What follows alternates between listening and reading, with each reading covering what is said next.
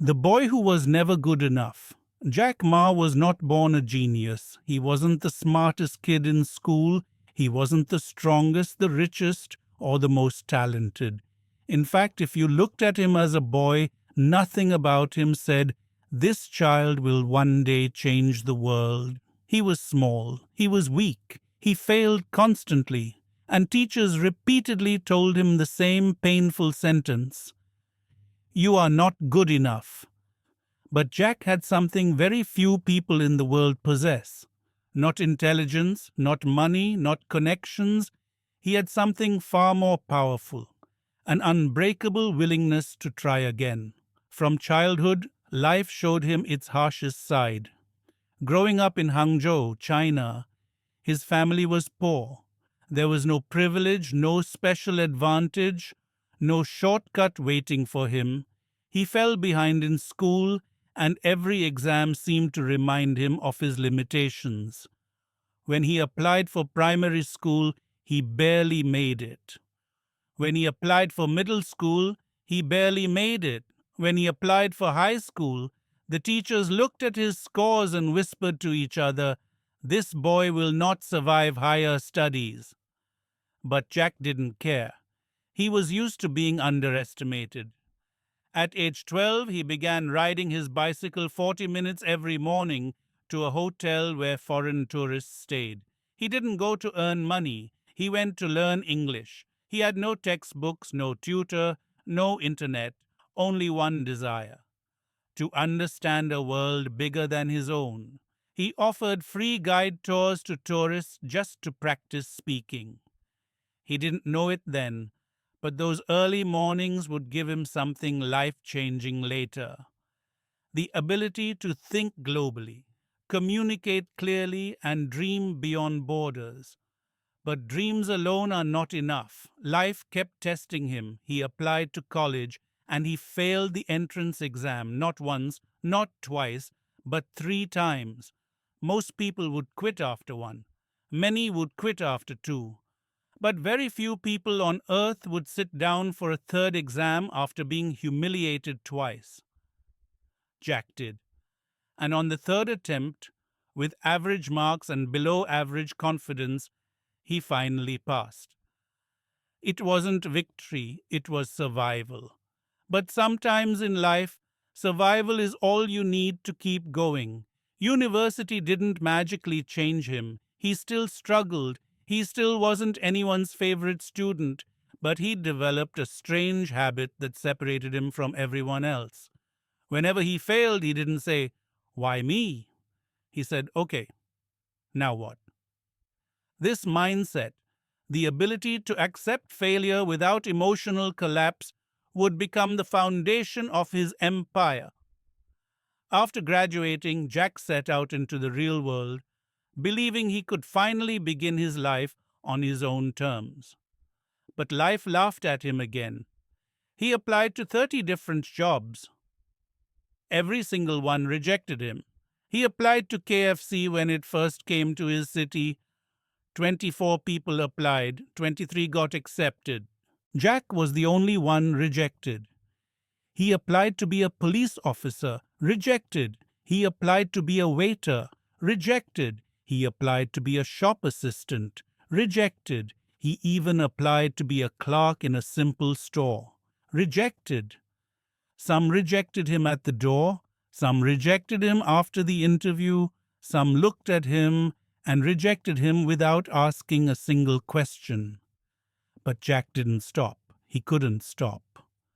One day, after yet another rejection, he walked home slowly, thinking, "Maybe I'm not meant to succeed." He didn't cry, he didn't break down, but somewhere deep inside a quiet frustration started building.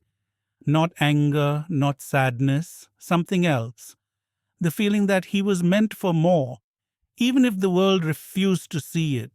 Jack Ma's story does not begin with success. It begins with a boy the world completely ignored, a boy who wasn't special, a boy who wasn't perfect, a boy who wasn't chosen.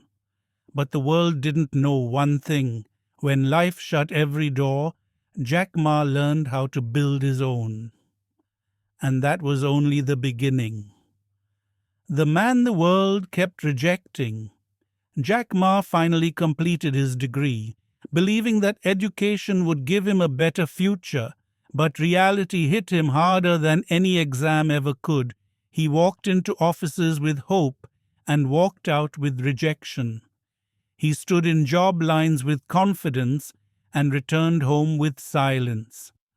The world was not interested in Jack Ma, not in his ideas, not in his personality, not in his dreams. What hurts the most is not failure. It's being ignored as if you don't exist. Jack experienced this every single day. When KFC opened in his city, it was big news. People stood in long lines for jobs. Jack joined the line, believing this time he had a chance. Out of 24 applicants, 23 were hired. One person was rejected. Jack Ma. He still remembers the interviewer's words, "You are not suitable," a sentence that had followed him all his life. He went for a police job. 4 people applied. 3 were accepted. 1 was rejected. Jack Ma. He applied to hotels, restaurants, factories, and shops. He even applied for a job as a simple delivery worker, but the rejections kept coming, like the same wound being opened again and again. People around him whispered, "He's unlucky. He's not impressive. He will never become anything." The world judged him based on his appearance. Thin, small, not physically strong, not traditionally handsome. He didn't look like a leader. He didn't look like a businessman. He didn't look like someone who would one day inspire millions. He looked ordinary, too ordinary for the world to take seriously, but inside him something extraordinary was forming, a fire that every failure only made stronger. Jack didn't break, he adapted. He stopped expecting people to choose him. He stopped relying on others to open doors for him. He started believing, if the world won't give me a chance, I will create my own. He didn't have money. He didn't have a high-status family. He didn't have any connections. But he had courage, and courage is the seed of destiny. Jack finally got a job as an English teacher. The salary? Very small, barely enough to live. But he didn't complain. He loved teaching, not for the money, but because he finally felt useful. He finally felt seen. He became the kind of teacher who told his students things he wished someone had told him. Your mistakes are not the end. They are the beginning. Every day after class, Jack took long walks. He didn't walk for exercise. He walked to dream. Dreams were the only thing no one could reject. He started noticing how the world was changing. The internet was growing. Technology was rising. The global economy was expanding. And yet, China had almost no presence on the internet. It was a sleeping giant waiting to wake up. Jack thought, what if China could connect with the world through the internet? To most people, the internet was confusing and scary. To Jack Ma, it was an opportunity shining in darkness. But the world didn't suddenly start believing in him. In fact, when he shared his ideas, most people laughed. His friends said, "Jack, you don't know technology." His colleagues said, "This idea will fail." Investors said, "You don't look like someone who can run a company." Everyone agreed on one thing: don't do it.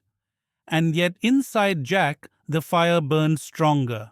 He remembered all the jobs that rejected him. He remembered all the times people said he wasn't good enough. He remembered standing outside places where he wasn't accepted, and he thought, if I can't join the world, then I will build a world that will join me. This was the moment when Jack Ma decided something that would change history. He would build something bigger than himself, something bigger than his failures, something that would prove to the world A rejected man can still rise higher than anyone expects. And this decision was the beginning of Alibaba.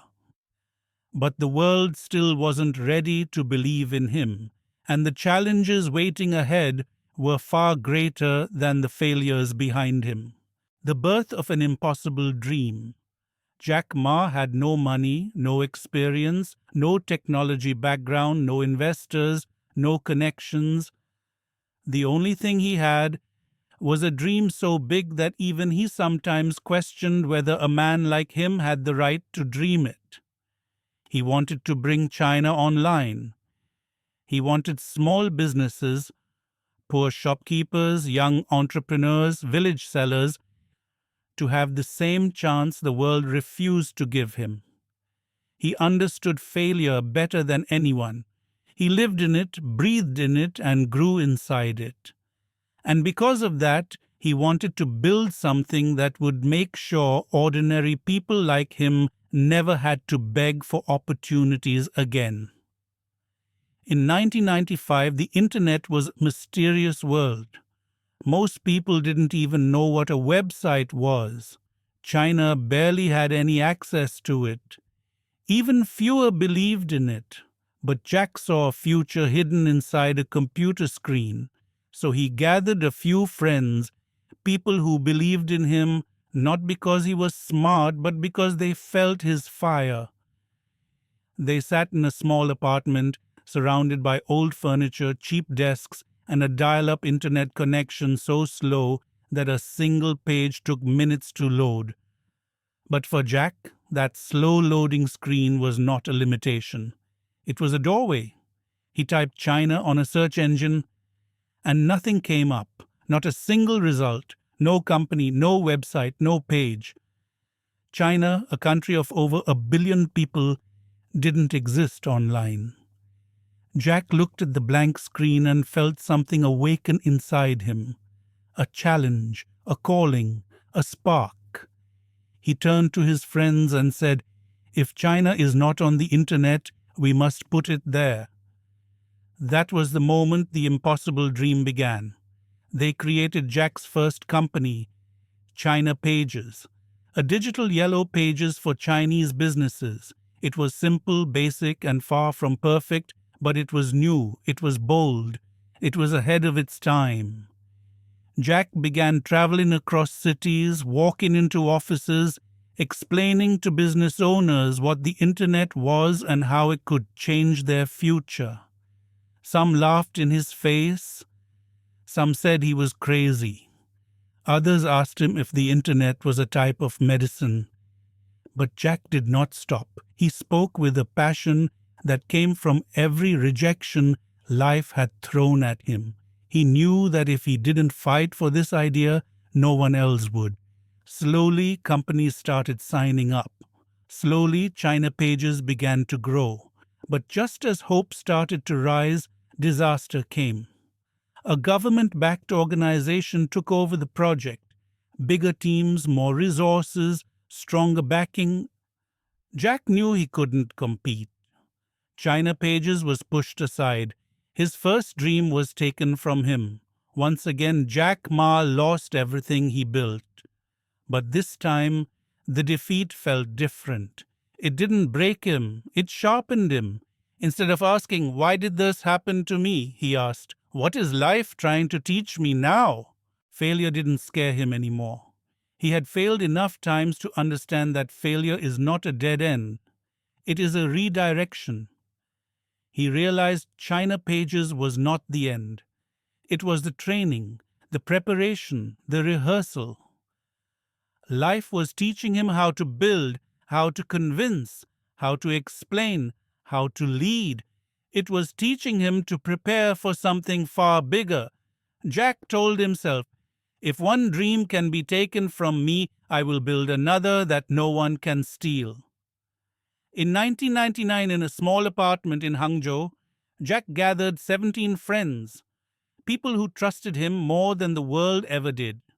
He stood in front of them with no slides, no charts, no fancy presentation, only belief. He said, We will build a platform where small businesses can compete with big companies, where everyone has a chance, where anyone can sell to anyone. Someone asked, "Will it work?" Jack smiled. "It doesn't have to work for the world today, it only has to work for the world tomorrow." That day, in a crowded apartment on old wooden floors with nothing but determination and a whiteboard, Alibaba was born.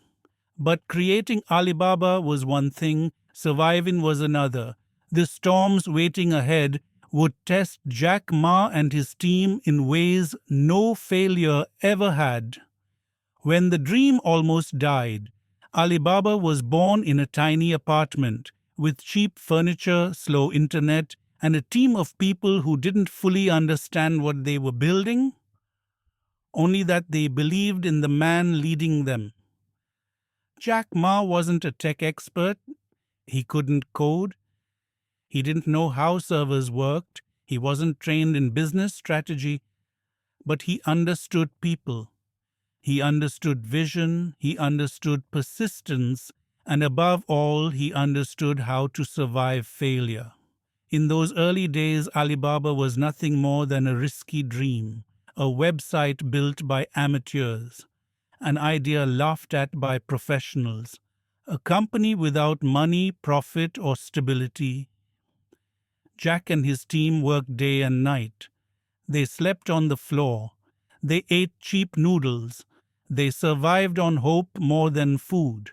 But the world outside didn't care about their dream. They needed investment. They needed support. They needed someone, anyone, to believe in them. So Jack went knocking on doors, hundreds of them. He presented Alibaba to businessmen, investors, bankers, and watched as each one rejected him. Some told him the idea was impossible. Some told him China would never accept e-commerce. Some told him he wasn't impressive enough. Some told him the internet was a joke. One investor said, "You're too old to start something this big." Another said, "Nobody will trust buying or selling online." A third said, "China doesn't need this." Every rejection was a reminder of his past. All the jobs he lost, all the failures he endured, all the doors that closed in his face. But Jack didn't walk away. He didn't stop believing. He didn't get angry. Instead, he smiled and said, "Thank you for your time," and moved on to the next door. His team often felt hopeless. They wondered if they had made a mistake. They questioned whether Alibaba could survive. But whenever they looked at Jack, he carried the same expression: calm, confident, unstoppable. He told them, "Today is hard. Tomorrow will be harder, but the day after tomorrow will be beautiful. Most people die tomorrow night." This sentence became the heart of Alibaba. But belief alone was not enough. Alibaba was running out of money, running out of time, running out of strength. Then came one of the lowest moments. The website began facing technical failures. Pages took too long to load. Transactions failed. Customers complained. Competitors laughed. The team panicked. Some wanted to quit. Some suggested shutting down. Some told Jack they couldn't go on like this. But Jack gathered everyone and said something they would never forget. "If we quit now, we will always regret it. If we keep going, the world will remember us." It was in that same dark period that something unexpected happened. Jack received an email from an investor in Silicon Valley, someone who saw potential in China's future. That investor was Goldman Sachs. They didn't fully believe in Alibaba, but they believed in one thing: Jack Ma's insane persistence.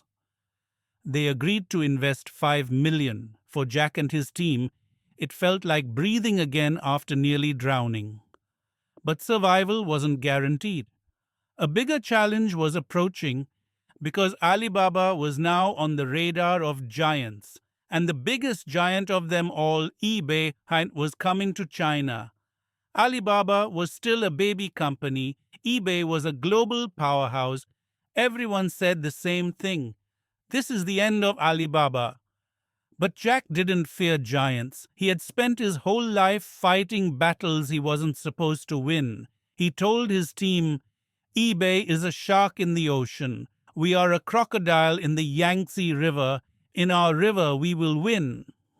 It sounded crazy, impossible, delusional. But Jack was used to people thinking that. What happened next would shock the world and change history forever. Alibaba wasn't just fighting for survival anymore. They were fighting to prove that a rejected man could defeat a global empire. The battle against the giant. When news spread that eBay was entering China, the entire market reacted the same way. Alibaba is finished. eBay was rich. eBay was powerful. eBay had global dominance, advanced technology, and an army of professionals behind it. Alibaba? A small Chinese startup with barely any money, a tiny team, and a CEO who didn't know how to code. Everyone expected Alibaba to collapse like a sandcastle in a storm. But Jack Ma didn't believe in predictions. He believed in people. He called an emergency meeting. The room was tense. Some employees were scared. Some looked defeated. Some wondered if they should quit before it was too late. Jack walked in, calm, smiling, fearless. He looked at his worried team and said, "Listen to me. We may be small, we may be poor, we may be unknown, but we are fast, we are flexible, and we understand China better than anyone." Then he repeated the sentence that would define the next chapter of Alibaba. eBay is a shark in the ocean, but we are a crocodile in the Yangtze River. In our river, we will win. No one in the world had ever challenged eBay before. But Jack didn't care. Alibaba was built on rejection, failure, and survival. They had nothing to lose, everything to fight for. So Jack launched a new service under Alibaba, Taobao, a free online marketplace for small sellers. While eBay charged heavy fees, Taobao was completely free. eBay felt confident. They believed Chinese customers would trust a foreign giant over a small, uncertain local startup. They underestimated one thing. Jack Ma understood China better than eBay ever could. Taobao focused on emotion, culture, trust, and connection. Things that Western companies never included in their strategy. Jack did something revolutionary for that time. He added a live chat feature so buyers and sellers could talk instantly. People in China loved talking and negotiating. It made them feel safe. It made them feel connected. eBay didn't have that. Jack also added security features, local language support, Chinese-style customer service, and designs built around Chinese behavior. Within months, Taobao began growing faster than anyone expected. Within a year, eBay started losing its ground. Within 2 years, the impossible happened. eBay began collapsing in China. Jack Ma was destroying a global giant. And soon, eBay made a decision that shocked the business world. They left China, a company worth billions, beaten by a startup from a tiny apartment.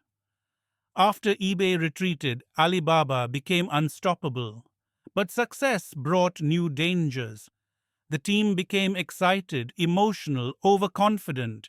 Some believed they had already won. Some became careless. Some started dreaming bigger than the mission itself. Jack understood the danger. He gathered his team and said, "Victory is not when we defeat eBay. Victory is when we help millions of small businesses rise." Alibaba was not built to make Jack Ma rich.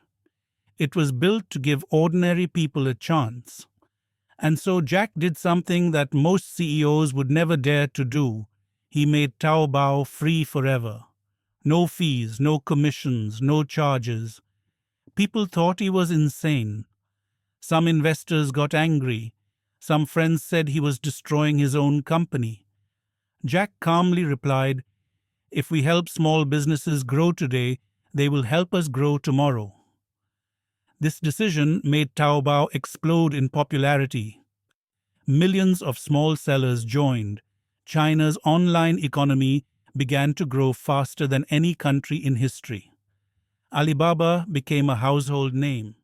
But behind all the success, Jack still felt the one thing most people forget.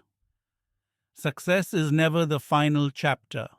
The higher you rise, the harder life tests you, and Jack Ma's biggest test was waiting just around the corner. New competitors, new challenges, new betrayals, new fears. Alibaba may have defeated eBay, but the war to become one of the world's greatest companies had only just begun. The struggle after a victory. When Alibaba defeated eBay in China, the world finally turned its eyes toward Jack Ma. For the first time in his life, after decades of failure, rejection, and humiliation, Jack was being noticed. But Jack knew a truth most people never learn. Winning one battle does not mean the war is over. Success attracts competition. Success attracts pressure. Success attracts enemies. And Alibaba was now standing on a battlefield far bigger than China. The pressure of growth. Alibaba was expanding rapidly. New employees joined every week. New offices opened every month. New responsibilities, new expectations, new industries. But success can destroy a company faster than failure ever will. People got comfortable. Some got arrogant. Some fought for promotions. Some forgot the hunger that built Alibaba. Some believed Alibaba was untouchable. Jack Ma sensed the danger. He called a company-wide meeting.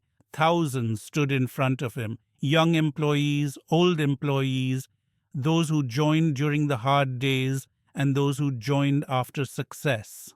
Jack looked at them and said, "Today we are strong, but if we forget who we were yesterday, we will die tomorrow."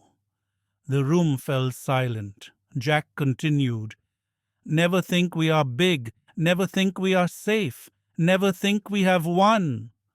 Alibaba didn't grow because they were powerful. Alibaba grew because they survived hardship. Jack knew what it felt like to be the rejected one. He didn't want Alibaba to ever become the arrogant company that once rejected him. Internal chaos, the hardest enemy.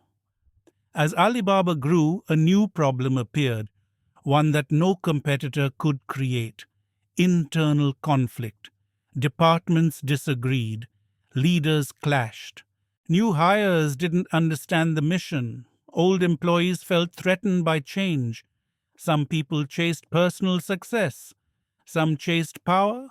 Some forgot the reason Alibaba existed: to help small businesses. Jack saw the fracture forming inside his own company. He made a bold decision. He flew his entire senior team to a quiet mountain camp. No phones, no internet, no luxury, just nature, silence, and truth.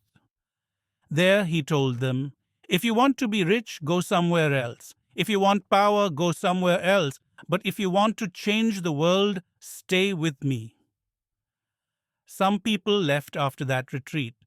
Jack didn't stop them. He believed, a great company is built by the right people, not the most people. The next big challenge. Even after beating eBay, Alibaba was not ready for the next wave. Global companies, Amazon, Walmart, and others, began preparing to enter China. Alibaba was now in the spotlight. Everyone wanted a piece of the market Jack created. Jack knew Alibaba couldn't survive by being just an e-commerce company. He told his team, "If we stay the same, we will die. Change is the only way to live." He decided Alibaba would expand into cloud technology, logistics, payment systems, international trade, digital finance, entertainment platforms. It sounded insane. It sounded impossible. It sounded like a dream too big for a company that once worked out of a small apartment. But Jack didn't think like the world. He thought like a survivor. The day Alibaba nearly broke. Expanding so fast came with a cost. Alibaba was running out of money again, running out of infrastructure, running out of time. Employees were exhausted, projects were failing, investors were worried, leaders were burnt out. One senior manager told Jack, "We don't have the strength to continue." Jack looked at him with calm eyes and said, "If you don't have the strength, borrow mine." He added, "Remember, I failed more times than all of you combined. If I didn't quit then, why would we quit now?" That sentence brought the team back to life. They pushed through. They worked nights and weekends. They rebuilt systems. They restructured teams. They redesigned the entire future of Alibaba. But the biggest breakthrough came from the most unexpected place. Investors who once rejected Alibaba were now desperately trying to invest. The same people who said Jack would fail were now chasing him, and yet Jack didn't celebrate. He didn't brag. He didn't act superior. He didn't forget. He only said, "Rejection is a blessing. It teaches you patience." Alibaba survived another storm. But the biggest transformation, the moment that would redefine Jack Ma's destiny and shock the entire world, was still ahead. The moment Alibaba would step beyond China, beyond Asia, beyond expectations, and enter global history. The day Alibaba shook the world, Jack Ma believed Alibaba could change China. But destiny had something bigger in mind.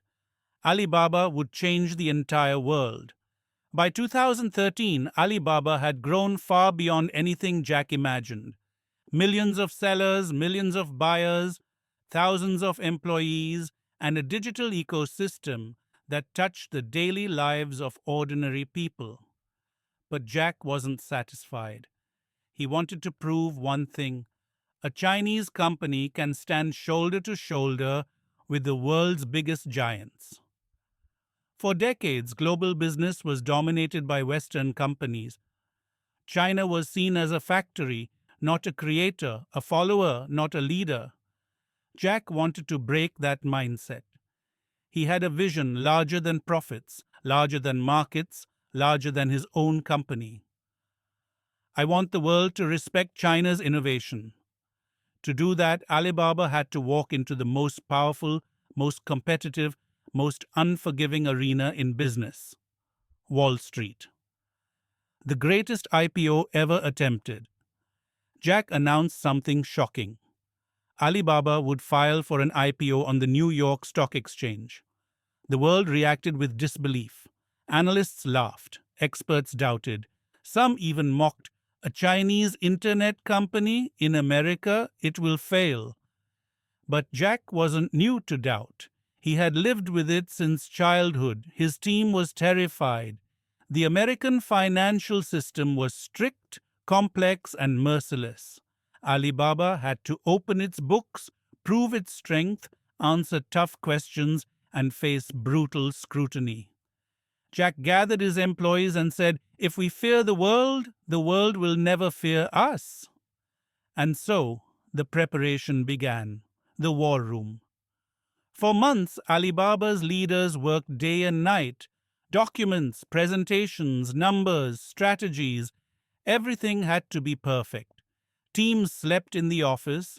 Some didn't see daylight for days. Economists, lawyers, engineers, everyone was stretched to their limits.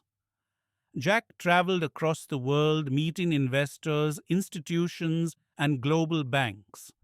Some welcomed him, some doubted him, some dismissed him politely. But Jack never forgot the lesson that built his life. "If they say no today, I will make them regret tomorrow."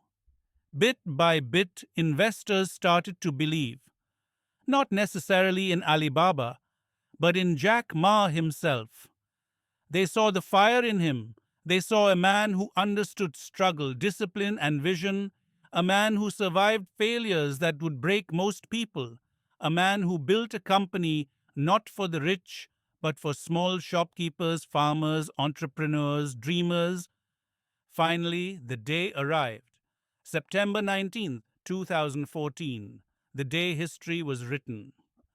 Thousands watched, cameras flashed, screens lit up across Wall Street, the numbers counted down, and then it happened. Alibaba launched the largest IPO in the history of the world. Bigger than Google, bigger than Facebook, bigger than Amazon, bigger than any company that had ever gone public.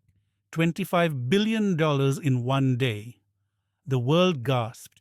Analysts who once mocked him now praised him. Investors who doubted him now chased him. People who ignored him now called him a genius. But Jack didn't smile with arrogance. He smiled with gratitude. He said, "Today is not about Alibaba. Today is about the dream of every small business. We proved that a small idea from a small apartment can reach the whole world." His employees cried, some hugged each other, some fell to their knees. The team that once ate cheap noodles was now standing on the biggest financial stage on earth.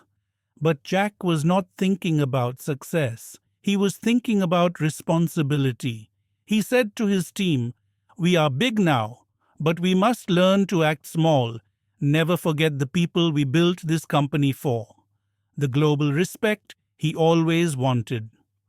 The world finally respected China's innovation.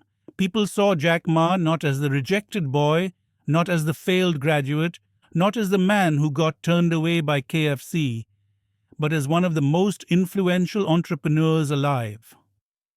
Alibaba was no longer just a company. It was a symbol, a message to every underdog, every dreamer, every rejected soul.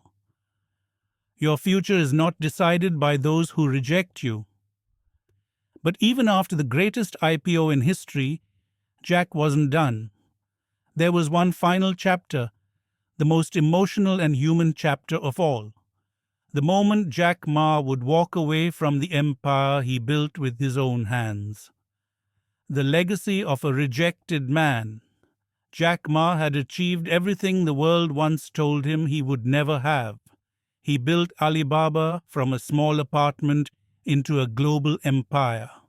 He defeated giants, he rewrote business history, he inspired millions. He proved that failure is not the opposite of success. It is the foundation of it. But the final chapter of Jack Ma's story was not about money, power, or fame. It was about something far more meaningful: legacy. The moment of letting go.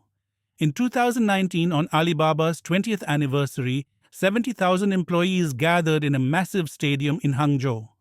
Lights filled the sky. Music thundered, crowds cheered. Everyone expected a celebration of success. But Jack walked onto the stage in a simple shirt, carrying something symbolic: a guitar. He smiled at the audience, but there was a softness in his eyes. Everyone knew something important was coming. Everyone felt it. Jack took the microphone and said, "Today I want to do something very difficult. I want to say goodbye." The stadium fell silent. Jack Ma, the founder, the dreamer, the fighter, was stepping down as Alibaba's chairman. He said, "I am not retiring from life. I am beginning a new one." He didn't want to become the kind of leader who clings to power. He wanted Alibaba to grow beyond him. He wanted new minds, new energy, new leadership. He knew what many leaders never understand. A great company is built on values, not on one person. And so Jack walked away not in sadness, but in complete peace. The teacher returns. Jack didn't retire to rest. He returned to the one thing he loved before Alibaba ever existed: teaching. He said, I was a teacher when I started. I will be a teacher when I finish. He began working with students, young entrepreneurs, rural children, and future leaders across the world. His goal was no longer to build $1 billion company. His goal was to build $1 billion mindset. He taught them, don't study to be the best in the world. Study to be the best for the world. He traveled to villages and spoke with children who came from backgrounds like his, poor, ignored, underestimated. He told them, if a man like me can succeed, you have no excuse. The man behind the legend. People often ask Jack Ma, how did you stay motivated after so many failures? Jack always gave the same answer. Because I do not fear failure, I fear not trying. When they asked him how he remained optimistic, he said, if you can survive the bad days, you will enjoy the good ones. And when they asked him what his greatest achievement was, he didn't say Alibaba, Taobao, or the greatest IPO in history. He said, my greatest achievement is that I never gave up.